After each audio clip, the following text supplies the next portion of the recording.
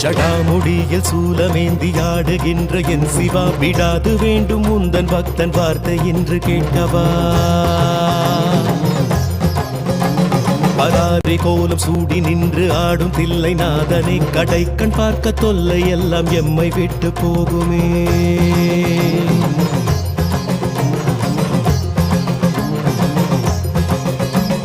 உடுக்கை சத்தம் கேட்டு விட்டு சொக்கி போகும் வேளையில் அடுக்கடுக்கு துன்பம் யாவும் ஓடி போகும் மூலையில் ஜகம் நடுங்க ருத்ர தாண்டமாடுகின்ற கூத்தனே பயம் ஒடுங்க எங்கள் நெற்றி தீண்டி போக வேண்டுமே